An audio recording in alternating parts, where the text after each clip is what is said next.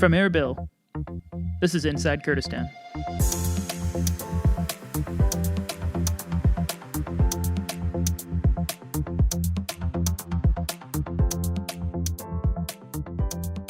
Welcome to Inside Kurdistan. I'm your host, Aaron Weintraub. I'm an American journalist and translator for the Kurdistan Information Network, and my job on this podcast is to break down topics in Kurdistan for you, whether they're cultural, political, economic, none or all of the above, so that hopefully, if you don't know anything about what's going on here, by the end of the episode, you can walk away feeling like you do.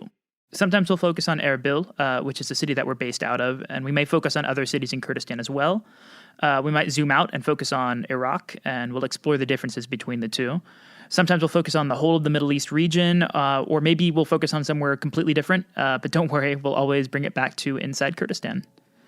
Joining me today is Dr. Marianna Charountaki. Dr. Charountaki is an author and researcher and a senior lecturer at the University of Lincoln, and that's the Lincoln in the United Kingdom, not the Lincoln in the United States. Her scope of research primarily focuses on Kurdistan's role as a non-state actor. Now, what is a non-state actor? Google will tell you that a non-state actor is essentially any organization or group that isn't considered a formal governing body. And what does that mean? The Kurdistan Regional Government, which in our interview is called the KRG, is considered a non-state actor.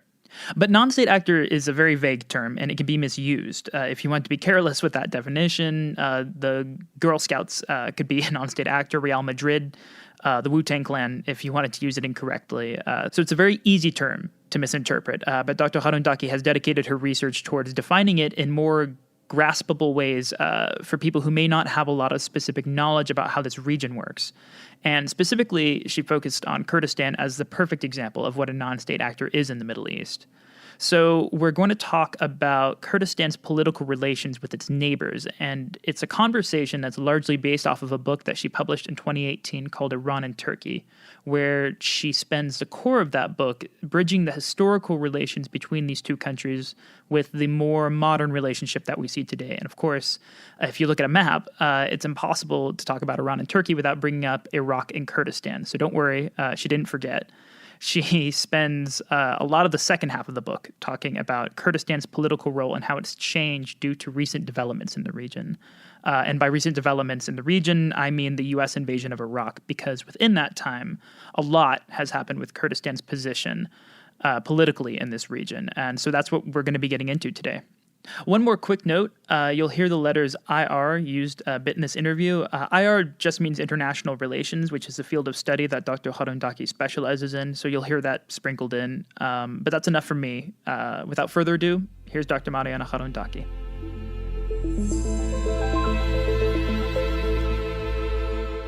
Dr. Charountaki, thanks so much for joining me today.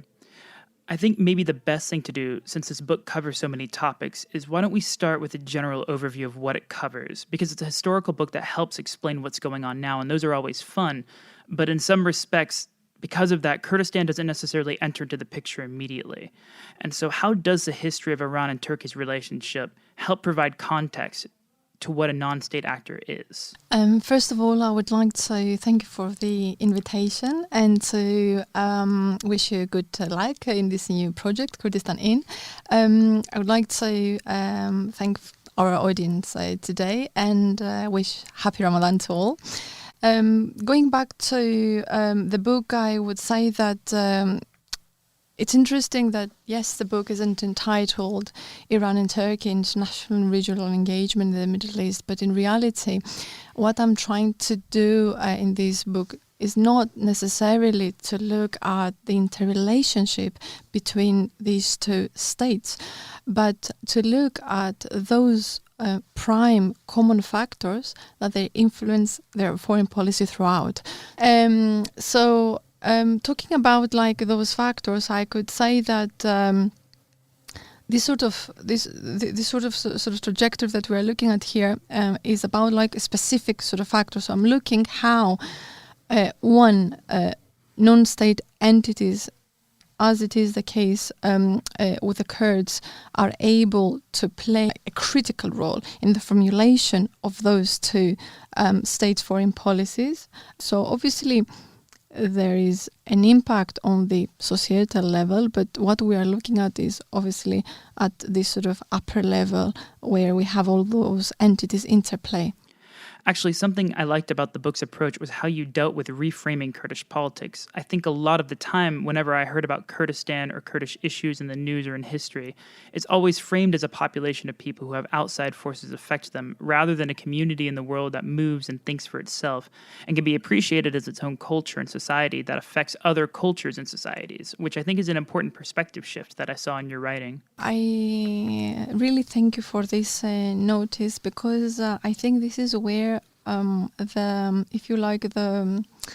the point is, when even we are talking about the broader discipline of international relations, because traditionally it's state-centric, and traditionally the IR discipline is talking about interstate relations.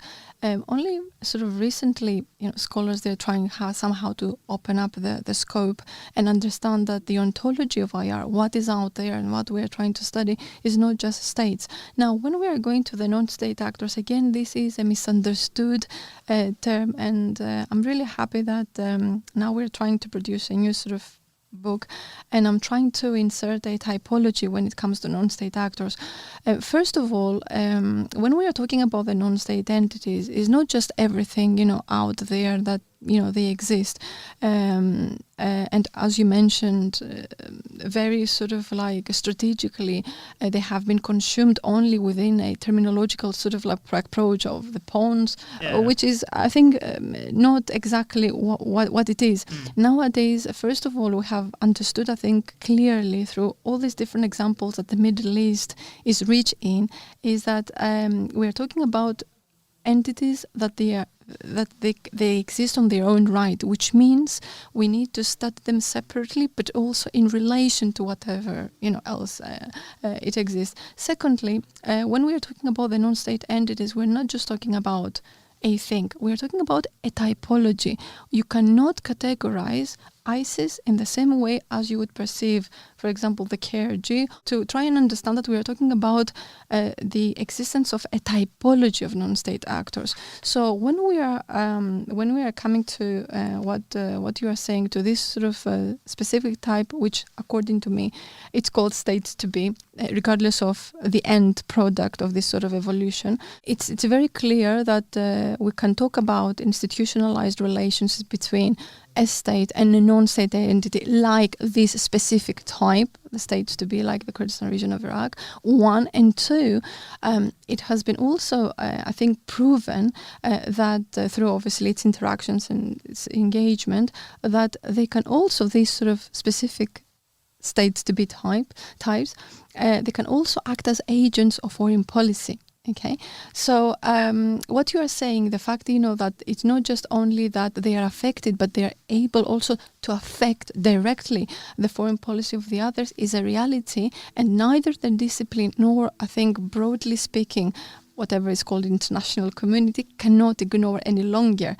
And I think this sort of like fact that, yes, okay, the international relations system is state-centric, is absolutely true and is still there, but it does not exist abstractly and on its own. It has been informed through also the non-state level, and this is something that we need to consider if we want to read the reality, like in a balanced, neutral way. I think that can be something academic or research circles, as well as journalists or political figures, can be guilty of. It's this very old-fashioned approach towards dealing with who matters in this region. And I think partially that's because in the past, the global conversation about Kurdistan, about the Middle East, and other areas has been driven by Western powers, and particularly with a Western European or American focus.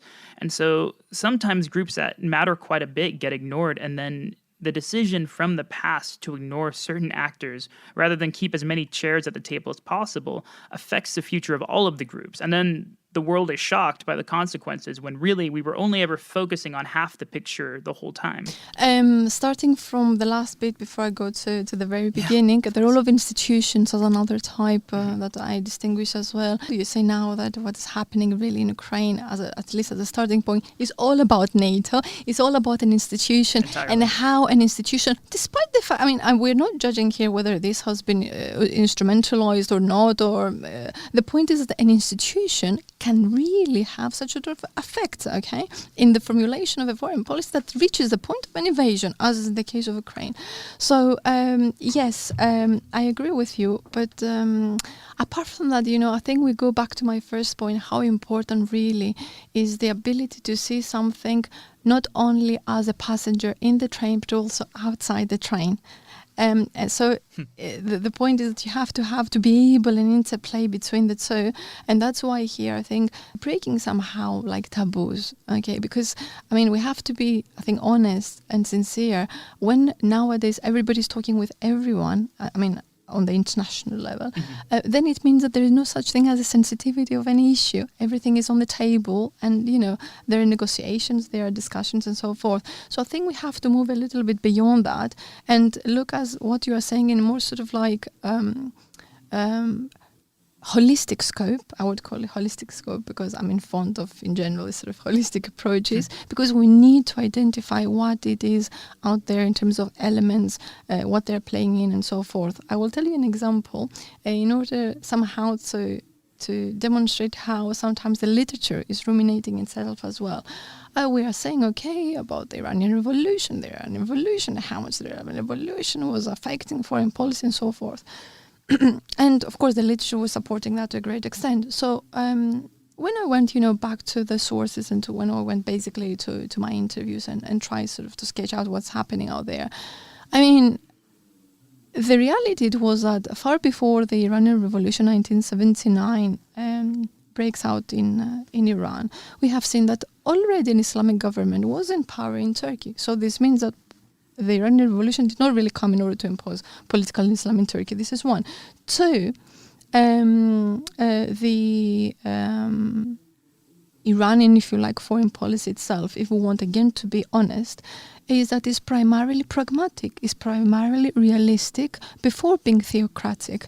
And I think the biggest proof of that is the statements and the speeches of Khomeini himself, who would argue really that, look, when it comes to our national interest, these have a priority over any other Islamic sort of beliefs and so forth. So what I'm trying to say is that this sort of realistic sort of approach is there regardless of how really we would like to use religion as a tool when it comes obviously to politics only, and I'm talking within this frame strictly. And to our point, the scope of something is something which is very important. I think we as academics, we have, or analysts, however you want to call us, we have, I think, this sort of obligation of trying and open up rather than seeing things strictly through pipeline, I think it does not help, and the society will not be able to do that. We are responsible, I think, and in charge of trying to really contribute to, a more peaceful world, if you like, because I think if you don't have a clear understanding of what is happening out there, then this is, beyond any sort of obviously national interest directive, it's less possible that, this understanding of what is going out there would be able to be, if you like, implemented as a practice as well. And I think this is what our basically field of studies, our sort of job is really doing. Our work is just this, I think, how we are able to sort of open up and clarify and contribute to a better understanding in order then certain sort of decisions to be able to enrich. If we would be talking about an ideal world, we need to do that, and we cannot really any longer sort of like ruminate, like old-fashioned studies, and it doesn't work like this always. I think we need to look like, forward. Let's get into how Kurdistan has affected the countries around it in the past 20 to 30 years. I think it's an important part of your book that you really emphasize the effect of the U.S. invasion of Iraq as a turning point for the Kurds. How do you feel the past few decades have allowed Kurdistan to assert itself as a non-state actor in the region? I think if you take it from the very beginning and the establishment of the KRG in itself, 1992, as an outcome of a humanitarian crisis, really not really related because of any Kurdish cause by itself, you see how really these material structures, these developments that they are taking place, are really critical in the shaping of regional politics. So of course, like the line has been blurred between the regional and the international, because in any way we're a globalized village. But when it comes to the Kurdistan region of Iraq, I think it's like drastic, the changes.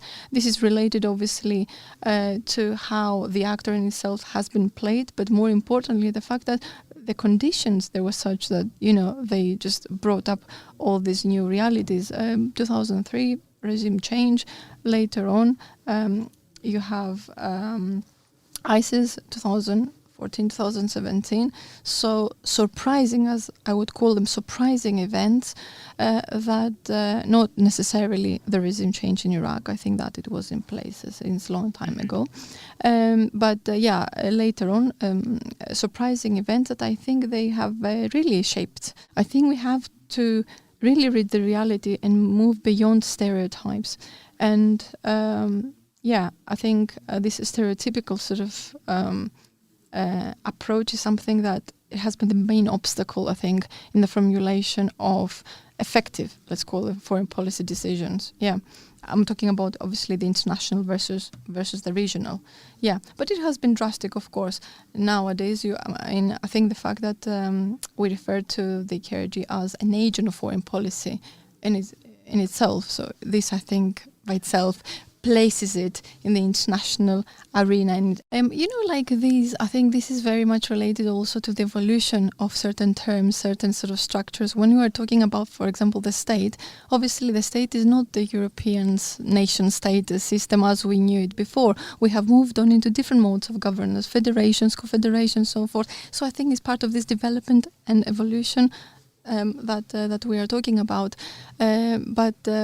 When it comes to Syria, it's a far more complicated sort of case. But I think it's been verified, whatever we have said, vis-a-vis the role of non-state. And it is vis-a-vis the role of all these factors that I'm trying to bring in my book. And I think what I'm trying to argue in the end is that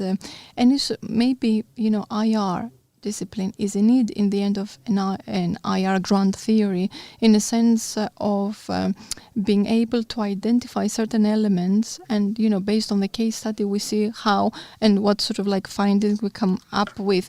Because I think, and this is one of the basically arguments in general of my search, is that the current sort of middle range IR theories, they're very good, but maybe they are able only to answer specific questions and deal with specific terms. But when it comes to regions that are so complicated, I think the room for maneuver has to be sort of wider. That's why I think I'm arguing about maybe the need for a grant sort of theory, able to identify all these elements that we mentioned before, rather than have a priori assumptions, sets that, this leads to B, that one leads to A, and so forth. Before we wrap up, I think it would be good to ask you where you see the influence of non-state actors going. And generally speaking, with Kurdistan, how do we create a future in this region as academics and journalists, and also just as everyday people, where we can start factoring in as many groups and start practicing more inclusivity when it comes to international relations? Zooming out from this, I would really say that the Middle Eastern studies, more specifically Kurdish studies, either, we're talking about Iraq or even more Syria, because obviously there less things have been written, obviously because of the developments, they were not that influential, if you like, drastic before. It was more sort of set stone and everything. I think that really there is loads of space, and apart from that, I think when we talk about the Kurdish studies, especially vis-a-vis the IR and so forth. I think it needs really to be done loads of work more, given the thing that, we are talking about the elevation of the Kurdish factor as important in international politics. To conclude this, I think if you ask me, for instance, what has offered me this, because you mentioned about the society and all this, on a personal level, I think, my work, my studies as a feedback, and in this way, somehow I close it how maybe you started it. It is exactly this, the fact that I think if I got something, is the appreciation of the Kurdish society. All right, well, Dr. Charountaki, thank you so very much. Thank you.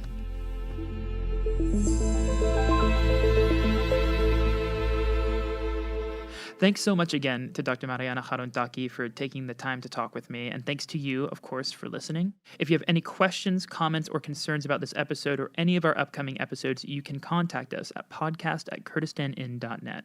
Thanks once again. I've been Aaron Weintraub with Inside Kurdistan. We'll see you next week.